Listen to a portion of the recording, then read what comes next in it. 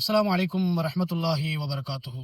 அருமைக்குரிய அல்லாஹ்வின் நல்லடியார்களே, அல்லாஹ் திருக்குர்ஆன் ஷரீஃபில் சொல்லி காமிப்பான் சூரத்துல் அன்ஃபாலில் 28வது வசனமாக, வஅலமு அன்னமா அம்வாலுக்கும் வ அவுலாதுக்கும் ஃபித்னா வ அன்னல்லாஹ இன்தஹு அஜ்ருன் அலீம். நிச்சயமாக உங்கள் செல்வமும் உங்களது குழந்தைகளும் உங்களுக்கு சோதனையாக இருக்கின்றன.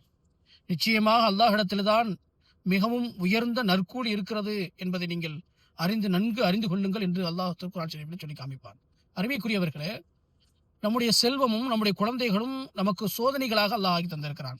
காரணம் என்ன தெரியுமா?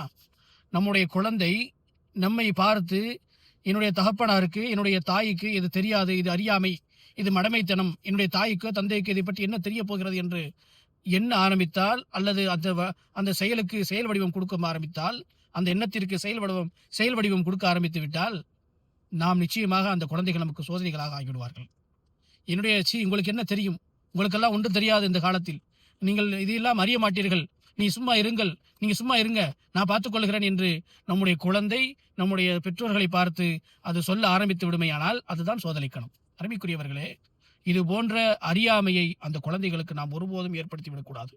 உனக்கு எதை செய்ய வேண்டும், உனக்கு எந்த நல்லறங்களை நான் படிப்பிக்க வேண்டும், எடுத்துச் சொல்ல வேண்டும் என்ற விஷயத்தை அந்த குழந்தைக்கு சிறு வயது முதலே நாம் சொல்லிக் கொடுக்க ஆரம்பித்து விடுவோமேயானால் அந்த குழந்தைகளும் அந்த செல்வமும் நமக்கு சோதனையாக இருக்காது என்பதை எண்ணிக்கொள்வோம். அல்லாஹ் ரப்பல் ஆலமீன் நம்முடைய குழந்தைகளையும் நம்முடைய செல்வங்களும் அல்லாஹுக்கு பொருத்தமான வழியிலே நல்வழிப்படுத்தக்கூடிய, செலவழிக்கக்கூடிய குழந்தைகளாகவும் செல்வங்களாகவும் இருக்குவதற்குண்டான வாய்ப்புகளை அல்லாஹ் நம் அனைவருக்கும் தந்தல்வானாக. அஸ்ஸலாமு அலைக்கும் வரஹ்மத்துல்லாஹி வபரகாத்துஹு.